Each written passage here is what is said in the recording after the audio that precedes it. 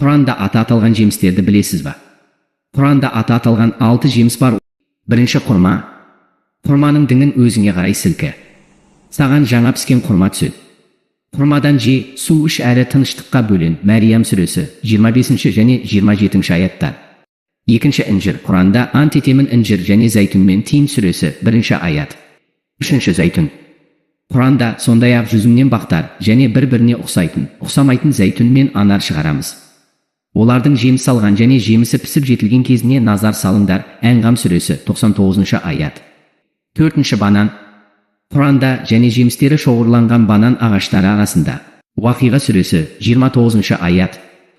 Бесінші анар. Құранда ол екеуінде жемістер, құрма және анар бар. Рахман сүресі 68 аят. Алтыншы жүзім. Құранда құрма бақтары және жүзімдіктер жасадық, және ол жерден бастаулар ағыздық. Ясин сүресі